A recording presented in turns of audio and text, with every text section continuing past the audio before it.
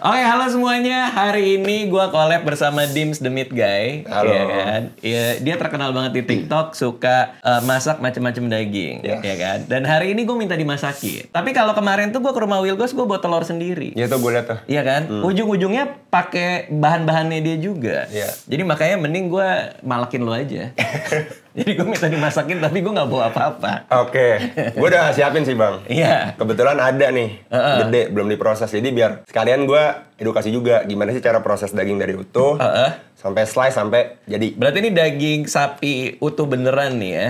utuh berbentuk loaf dia jadinya tuh di satu bagian sapi lah. Oke, boleh. Oke. Nah, ini dia nih. Anjir beneran dong satu. Wah. Daging gede banget Tuh. loh. Ini lo kalau kayak gini dapetnya di mana ya belinya? Segede banget gini. Oh ini tuh biasanya gue langsung dari kadang importir, supplier. Jadi memang dia tuh yang bawa daging dari misalkan Aussie, US, Jepang itu kita terima tuh masih diplastikan segini Oke. gedenya. Oke, cuman lu tahu cara milih dagingnya tuh kayak gimana? Kalau milih daging itu yang benar biasa kalau gue dari source-nya tuh bang. Lu beli di tokonya tuh toko di mana, terus dia jualnya dagingnya apa aja. Iya. Pas lu udah masuk kan lu baru tahu dong, oh nih jenisnya gue mau beli yang ini nih. Oke. Nah harusnya lu dari awal biasanya udah ada preferensi orang lu suka US beef, Aussie atau Jepang. Jepang kan kayak Wagyu kan dia. Nah habis dari situ ya kita tinggal sesuaiin budget aja sih. Kalau punya budget lebih ya Wagyu biasanya yang enak. Tapi bukan berarti US Yang sama lain Aussie itu. juga nggak enak. Nah again biasa gue ngeliat dari marbling tuh. Yang ininya ya. Serat. Biasanya dia Serat-seratnya tuh serat ya. lemak yang ada di sini nih. Oh itu marbling namanya. Ini masih tuh. ketutup nih, jadi Marble-nya. marbling. Nah, semakin banyak yang serat lemak itu dia semakin juicy dan semakin empuk bang, semakin enak. Oke, cuman kalau apa bedanya kalau Wagyu tuh kan terkenal banget lah yang paling enak gitu kan. Tapi kalau US sama Australia sendiri bedanya di mana tuh? Jadi kalau Wagyu itu kan ada kan sapi Jepang. Heeh. Nah memang tuh di sana tuh dia genetiknya tuh menghasilkan sapi terbaik. Heeh. Nah kalau di US Aussie sapi terbaiknya jenisnya namanya tuh Black Angus. Black Angus. Nah Black Angus tuh dia karakteristiknya ya dia lebih apa ya ada rasa jagung, ada rasa kejunya sometimes. Apa di daging Nutty ya? Iya. Karena dikasih makan Jadi- jagung gitu. Karena makanannya tuh penting, terus lokasi farmnya Kok bisa daging ada rasa jagung nih? bisa bang. Oh gitu? Jadi sebenarnya tuh kita makan setiap daging nih dimanapun itu tuh beda-beda. Heeh. Tergantung farmnya di mana, jenis sapi, terus makanan yang dikasih, terus sama lingkungannya. Misalkan dia di area tropis, dingin kah tuh bisa ngaruh dari. Tapi kalau buat orang awam Iya kayak juga gue ya, ya, sama yang rasanya. nonton itu, peletnya tuh bisa ngerasain juga. Apa enggak nyaru-nyaru tuh? Harusnya nyaru-nyaru sih ya kalau kita jarang makan daging, nggak sesering itu ya nggak bisa terlalu bedain banyak lah. Gitu. Oke, tapi sebenarnya itu beda. Beda. Oh wow, gue baru tahu tuh. Nah makanya nih kehadiran gue sebenarnya nih ngonten di Indonesia gue tuh pengen edukasi orang. Iya. Karena gue masih melihat bang, ini kan steak ya nih daging sapi nih. Kita tuh Indonesia masih di sini sebenarnya. Oke. Ini aku selalu infoin bahwa ya kita tuh gapnya masih panjang. Dalam konteks apa nih? Jadi konteks ini Pengetahuannya? satu, pengetahuan. Ah. Nah harga juga. Nah harga itu dari sisi bisnis kan. Tapi pengetahuan tuh kalau kita tahu cara milih daging, terus kita tahu jenis-jenisnya yang kita mau makan apa. Iya. Itu sebenarnya juga nggak semahal itu gitu loh. Oke. Asal kita pinter-pinter milih aja. Ini kan lo mau masakin gue nih. Ya. Bahannya dari lo lagi. Ya, Ini langsung. mahal nggak sebenarnya nih? Mahal sih nih. Ini grade-nya tinggi Makasih nih. lo. Makasih lo. Gue ditraktir lo hari ini lo. Padahal nggak perlu heboh-heboh amat. Nah ini kebetulan gue lagi banyak stok daging karena kan gue lagi mau buka steakhouse kan Iya katanya di Bintaro ya? di Bintaro. Sektor 9. Sektor 9. Meat Guy Steakhouse namanya. Jadi itu tuh gue beefnya memang specialized dari US dan itu Black Angus. Oke, ini Black Angus. Ini Black Angus. Oke, lo From US. kenapa suka banget daging sih? Karena Sampai ada Dims the Meat Guy gitu. iya kayak gimana bang ya? Gue pas makan daging, terus gue pas masak sendiri, itu tuh kayak kita tuh kayak pacaran. Lu misalkan pacaran kan lu harus ngerti dong dia sukanya apa, hobinya apa. Iya. Ya kan, lu salah nge-treat nanti ya kayak cermin lah. Nanti istri atau pacar lu kan jadi Betul. ya sesuai yang perilaku kita kan. Iya. Nah daging ini kalau kita treatnya salah, dia nggak enak. Tapi once kita treatnya bener, wah gila. Enak. Parah enaknya bang. Emang daging nggak bisa ngomel, Betul. nggak bisa nanya kapan kita jadian. Lebih bagus daging sih. Oke, berarti ini dagingnya. Gue sebenarnya ada satu daging yang ini apa suaranya serak gitu, tapi gue nggak terlalu ini sih. So, Daging marten namanya. Kayak. feeling banget. Gading. Makasih loh. Oke, sip. Mari kita coba yuk. Oke. Ini kita potong dulu ya. Iya. Ya. Oke. Ini tuh banyak orang yang salah juga ya. Ternyata itu bukan darah kan ya. Betul. Ini him nih. Ya gue pernah nonton kontennya Bang Radit. Bang Radit sebenarnya dia tuh ngerti daging. Tapi suka pura-pura nggak ngerti bang. Enggak, Karena gue merhatiin lebat. Wah ini orang nih ngerti daging nih. Iya, tapi gue kan masih gak bisa bedain tuh yang tadi lo bilang daging apa. Sebelum kita shoot kan lo cerita tuh ada daging yang disuntik. Oh iya. Ada itu. Meltik tuh namanya. Apa namanya tuh? Meltik tuh daging suntikan dia. Disuntik tuh gimana sih maksudnya gue nggak? Jadi kan daging ini kan dia ada waste biasanya kan. Karena kan misalkan nggak kepake maksudnya. Nggak kepake karena ini end cut, ujung cut steak. Ini kan loaf nih. Iya. Jadi semua orang tuh yang di restoran tuh pasti dapatnya gini nih, satu loaf gini ya guys. Ini edukasi nih. Sebelum kalian makan tuh kalian pasti dapatnya ginian. Terus pas diproses kita tuh ngebuang ujung-ujungnya biasanya. Karena shape-nya tuh jelek. Shape-nya jelek? Karena shape-nya jelek nih. Ini kita kadang harus buang. Karena kan kalau misalkan makan steak, masa dapatnya kayak gini ujungnya kan aneh dong. Masa kita kan di tengahnya kan. Iya. Ini biasanya dibuang. Oh bisa dibuang. Padahal tuh bisa dimakan? Bisa. Tapi mendingan diproses jadi something else. Misalkan harusnya burger. Atau kita buat mince beef buat apalah gitu. Iya. Ya tapi ada suatu penemuan yang ternyata tuh bisa bikin daging murah, enak. Ya dia nih proses lagi dan dia suntik, dia bentuk jadi daging namanya melting. Suntik tuh maksudnya disuntik supaya dia nyatu gitu? Suntik itu supaya nanti ada marblingnya, ada rasa fatnya. Karena kalau cuman kayak gini doang kan kita kayak makan apa ya? Proses beef gitu sih kayak makan sosis. Nah kalau lo nggak prefer itu ya, lo prefernya yang real gini. Real gitu. Oke. Ini merah-merah betulnya bukan darah ya guys. Jadi ini apa bang? Itu him ya? Apa protein ya? Yes, myoglobin. Oke. Jusnya. Nah sekarang nih kita pingin potong. Nah pisaunya Van. Kenapa pisaunya dikotakin gitu? Ini kayaknya penting bener tuh pisau tuh. Jadi sebenarnya gue kan suka koleksi pisau. Suka koleksi pisau. Nah ini kebetulan emang pisau Jepang. Jadi kalau pisau Jepang yang bentuknya bagus, gue suka berhati-hati bang. Jadi gue taruh kotak. Wow. Berhati-hati karena takut rusak. Betul. Ih gokil sih. Emang kelihatan langsung ya. Oh itulah maka steaknya dari mana tuh potongan ininya ya. Nah. Terus dia beda-beda cut itu beda nama berarti? Beda nama. Jadi sapi itu kan dia ada jenis, ada cut kan. Nah ini tuh jenis cutnya ini adalah rib eye. Rib eye? Kenapa rib eye? Jadi rib eye itu kan dia, ini eye nih. Eye itu kayak mata kan tengahnya. Mana kayak mata? Ini tuh kayak apa ya? Ibarat tuh kayak buletan gitu loh. Matanya dalam daging bang. Ini gue juga gak tahu kenapa ya ini disebutnya mata. Iya oke. Nah, iya mata alien sih tapi ya oke lah. Terus dia karakteristiknya tuh kalau rib eye dia dipisahin sama lemak yang berada di tengah-tengah dagingnya. Ini lemaknya. Betul. Terus ini adalah capnya nih. Jadi capnya itu tuh justru bagian yang paling juicy dia. Oke. Paling banyak marbling. Terus kalau US, biasanya tuh kalau US dia tuh ada ujungnya nih. Ini lip on namanya. Ya ini biasanya kita nggak pakai nih si lemaknya. Nah nggak dipakai ini ya kita buat burger biasanya. Oh. Itu. Di mince gitu jadi burger. Jadi patty kan, ya. Jadi patty kan ada takarannya kan dia kan, misalkan lemaknya 20%, sisanya daging. Oke, jadi emang bisa banyak macam ya. Nah, ini udah. Kita bikin rib eye nih berarti nih. Rib eye, nah. Oh, I see. Nah, ini biar kelihatannya. Ada rahasia juga bang, kalau steak itu sebaiknya tuh tebel.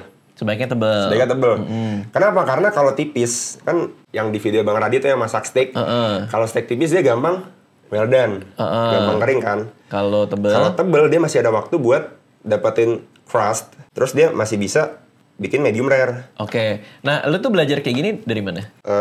Kebetulan gue pernah kerja di restoran di Jerman. Cuma kalau belajar daging gue otodidak sih. Oke. Sendiri. Tapi pas di Jerman itu jadi chef jadi juga tuh? Cook gue. Cook tuh apa? Cook aja kayak tukang masak aja. Oh, di itu restoran apa? Restoran pasta. Waktu itu. Oh, Itali punya? Itali. Cuma sekarang nyasarnya malah ke daging. Nah, ini daging belajar sendiri? Sendiri. Gimana caranya belajar sendiri soal daging? Ya, dari pertama tuh juga kepo sih. Karena kan yang tadi gue bilang, bang, gue tuh beli daging, terus gue masak, gagal, nggak enak. Nah, terus gue makan keluar nggak tahu ya, gue di Indonesia, di Jakarta beberapa restoran gue coba, gue tuh belum nemuin rasa yang kayaknya nih harusnya bisa lebih enak deh gitu. Oke. Banyak yang nggak worth it gitu loh, mahal tapi yang gue dapat tuh nggak seberapa. Nah habis itu yang gue masak sendiri dong di rumah lebih murah. Habis itu gue coba terus, gue eksperimen, gue belajar, ternyata luas banget. Makanya pas gue ganti jenis daging, wah ternyata flavornya baru. Cut yang kayak gini, ternyata flavornya kayak gini karakteristiknya. Ternyata kita kalau masak daging, pakai wajan, pakai casaran pan lebih enak, hasilnya lebih bagus daripada yang anti lengket. Iya. Karena katanya harus pakai yang cast iron tuh supaya panasnya langsung panasnya ini lebih tinggi, lebih cepat, sama dia lebih retain. Tuh. Terus masak steak juga dia harus kering. Gue contohin jadi. Oke. Ini krusial sih. Makanya kita kalau sebelum masak steak tuh harus make sure daging kering. Kenapa? Karena supaya bumbunya tuh lebih meresap. Oke. Dan kita bisa dapat caramelized itu. Caramelized kan coklat. Iya. Kita biasa bilang tuh crust. Nah, kita kan mau makan steak itu kan luarnya crispy, crunchy, tapi dalamnya tuh juicy. Oke. Nah. Jadi dikeringin dulu tuh ya. Wajib. Jadi kalau teman-teman nih di rumah kalau makan steak misalkan di luar atau masak sendiri warnanya masih abu-abu, wah itu belum tuh. nggak enak sih ya. Oke. Nggak ada apa ya, teksturnya tuh nggak dapat. Oke, itu dia abu-abu itu karena panasnya kurang tinggi atau apa tuh? Nah, jadi kan aku juga udah sering masak steak yang keadaannya kering sama aku coba basah kan. Aku pernah basah nih bang. Itu aku masak di api yang membara, panas banget. Itu juga abu-abu. Oke. Karena tuh ada dinding gitu loh dia. Iya, ada moisturnya. Iya. Oh, I see. Jadi selama itu basah nggak akan bisa dapat. Jadi harus kering banget Harus ya. kering. Ya dan api juga harus gede sih. Karena kalau enggak ya kita nggak bisa dapat crustnya tadi. Itu. Oke, berarti kombinasinya itu antara daging yang dikeringkan, kayak tadi ini barusan, dan api yang tinggi. Api yang tinggi. Di saat itu lalu bisa dapat crustnya nih. Betul. Oke, Nah, mantap. Oh, ada lagi bang, kalau misalkan lu nggak mau susah tuh, apa kayak apinya harus tinggi banget, terus lu harus punya bahan yang bagus. At least daging lu bagus. Jadi kalau marblingnya udah banyak, lebih gampang dapet crust tuh. Oh, udah pasti itu jadi ya. kualitas daging juga menentukan ya. Benar. Kita rapihin dikit. Apa yang dirapiin tuh? Kan dia ada bagian lemaknya kan. Ini kita buang karena kita nggak mau nih. Nah, ini tebel. Tebel, bener. Tebel Tapi steak tebel itu adalah steak yang enak. Heritage-nya dulu tuh tahun 1800-an tuh sebenarnya orang tuh masak steak harus tebel. Karena tebel itu dia jadi lebih ada flavor, tekstur, sama lebih juicy pasti. Oke. Tuh. Jadi harus tebel ya? Wajib tebel. Oke. Udah, ini udah kering, steak kita udah tebel, sekarang tinggal kita bumbuin. Seasoningnya simpel aja karena gue pingin lu cobain rasa asli dagingnya juga kan. Jadi ya coba pakai garam dan lada hitam. Oke, nggak usah yang heboh-heboh ya. Karena kan ada yang orang sampai nyari resep tuh ada sausnya apalah ini, itu nggak perlu ya. Itu selera sih bang sebenarnya. Tapi ini kan kita nyari rasa aslinya Rasa gitu asli. ya. Nanti ketutupan sama sausnya kan sayang Betul. juga. Biasanya kalau kita udah sering makan daging, kita malah maunya tuh minim bumbu ya kayak gini. Jadi kan kita kan eksplor si dagingnya kan. Iya. That's why makanya tadi yang gue bilang daging tuh beda farm, beda jenis, dikasih makannya apa, lingkungannya kayak gimana tuh beda semua. Beda banget ya. Jadi perjalanan masih jauh lah. Oke. Karena gue kemarin makan di itu, gue AB steak tuh. Oh yes. Itu enak ya? Enak, itu favorit gue juga sih. Oh, dia cuman kayak dikasih sea salt doang tuh satu di table-nya. Di akhir ya biasanya. Sekarang tinggal kita masak deh. Oke, tinggal masak ya. Oh, nanti ada triknya juga bang. Apa tuh? Jadi kalau steak tebel, itu pasti kan dalamnya most likely akan mentah kan. Karena kalau kita masaknya udah dapat crust nih, masih mentah, terus kita paksain lagi gosong kan. Nah ini kita indirect dulu nama tekniknya. Jadi masak steak tuh ada indirect sama direct. Itu artinya tuh direct kena api sama indirect nggak kena api. Nah ini ntar kita pingin indirect dulu, kita smoke, kita infuse pakai kayu, abis itu kita bakar. Serius? Serius. Jadi nggak langsung masak gitu? Enggak, kalau daging tebel. Kalau di sous vide juga bisa dong ya? Bisa. Itu dia salah satu metode indirect juga. Tapi dia dari French. Dan ini aku pengen kasih lihat yang lebih metal deh. Lebih metal ya. Karena rasanya lebih heavy dia ada. Iya. Smoking-nya. Jadi kita langsung keluar bang. Sikat.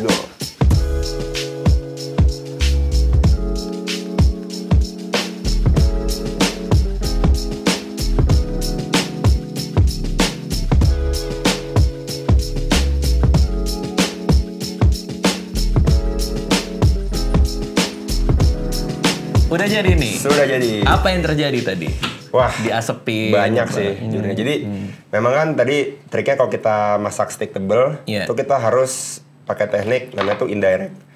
Indirect tuh yang tadi aku jelasin. Jadi tadi aku nge-infuse asap dari kayu, dan dia tuh ada waktu buat dia masak tanpa kena api. Ini gue pakai charcoal plus kayu. Jadi kita tambahin flavornya lagi tuh. Jadi lebih kompleks dia. Agak smoky gitu ya? Smoky. Nah, kan kita kan kalau mau masak steak itu kan harus tahu dong suhunya berapa sih di dalam. Iya. Ya kan, terus taunya medium rare, medium tuh gimana sih?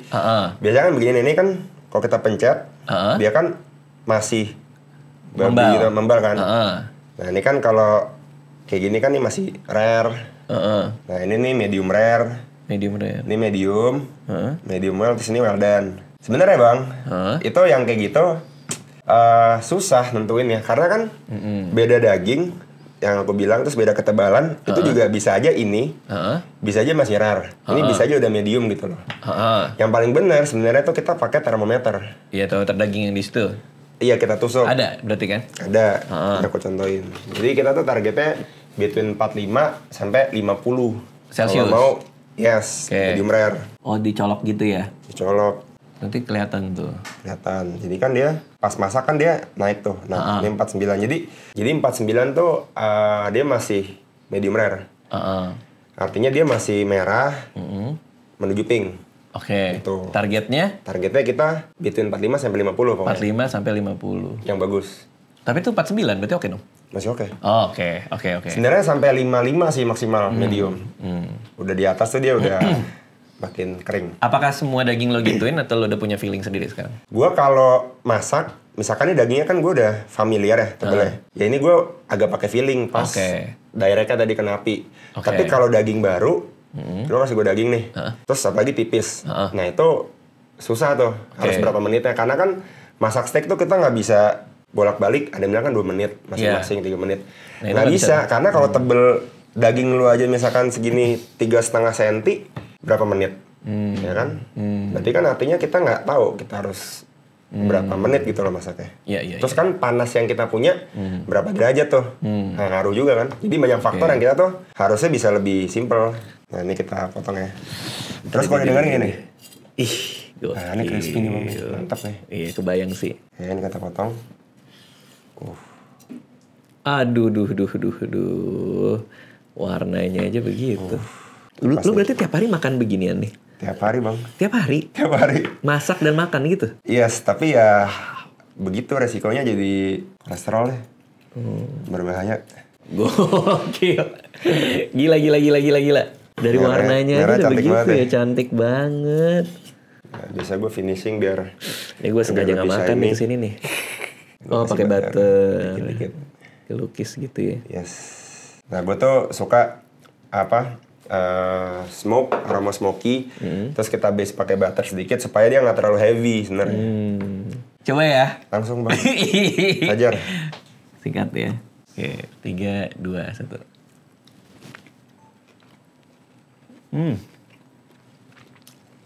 Ini ya. Smoky-nya ini ya. Dapat dari situ berarti. Dari situ. Wow. Empuknya. Baru ketemu medium ininya nih. Beefy-nya juga berasa. Kalau lo makan wagyu, itu mostly lo udah terlalu butter. Tapi ini kan masih lo ada gigit beef gitu kan, dan beefy. Rasa-rasa kayak gini tuh biasanya dapat dari saus-saus yang barbecue itu, tau gak sih lo? Kayak gitu. Cuman ini kan kita nggak pakai saus ya. Iya. Tapi langsung keluar natural, sendiri ya. Yes, natural flavor. Jadi malah lebih apa ya? Lebih berkarakteristik sih menurut gue. Gila sih. Nih kelihatan nggak? Sensasinya beda tapi ya. Beda banget. Ini di restoran ada nggak? Ada nih. Ada. Apa namanya kalau di sana jualan nanti? The Prime Optima. The Prime Optima. Jadi ini kan yang paling ini. Prime cut-nya dari sapi kan. Terus ini potongan ribeye itu potongan yang gue paling suka Bang. Wow, enak banget. Karena dia paling juicy. Terus itu penyebaran lemak sama dagingnya tuh rata. Jadi setiap kita gigit tuh ada juice, ada flavor. Lembut. Tapi nggak terlalu lembut yang kayak biasa kan kalau daging meltik suntikan dia lembut banget kan. Kayak nggak ada experience-nya. Jadi gue nih ngasih lu tuh experience dulu. Lu harus kerja keras. Ya lu harus rasain ada smoke-nya, ada beratnya. Terus lo pas lu gigit ada beefy-nya. Terus kerobek, juice-nya meledak di mulut lo.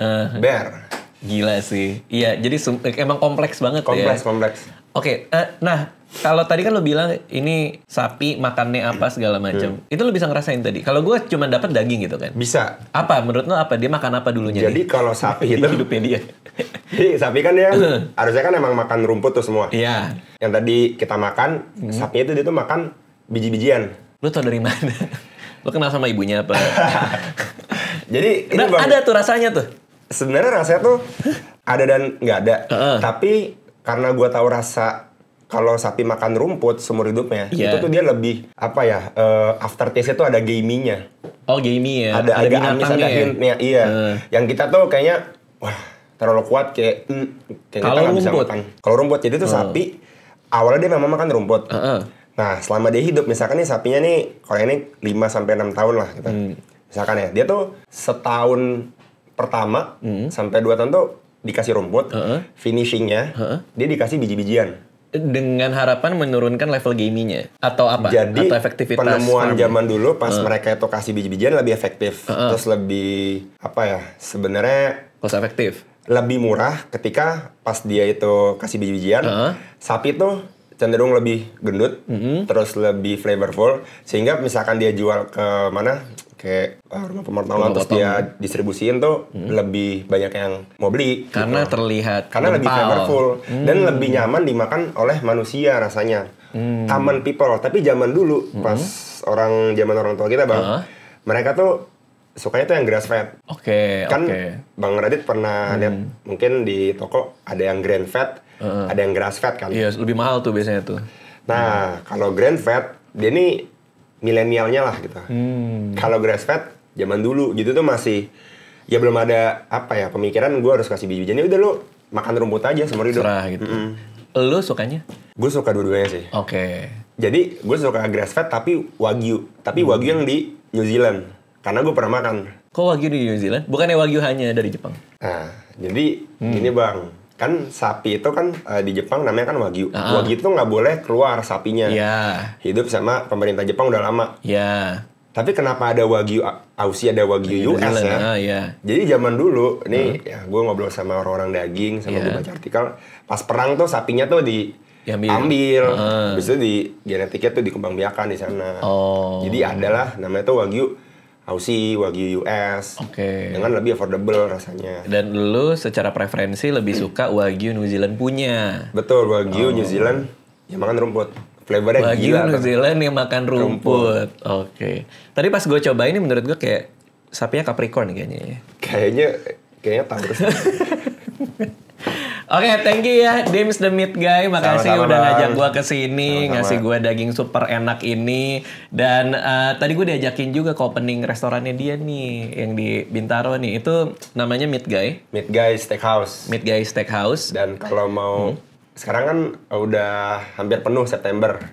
Jadi udah ribuan orang tuh kan? Ribuan orang. Jadi kalau mau datang harus reservasi di websitenya www.meatguy.id. Nah Bang Radit ntar sebelumnya aja Bang gue undang. The power of orang dalam. Tapi kalau kalian mau cobain itunya, restorannya, itu di website aja, infonya semua di sana lah ya. Semua di sana. Itu lo taruh situ aja kan. Yes. www.meatguy.id. Meatguy.id. Makasih semua yang udah nonton nih. Dadah.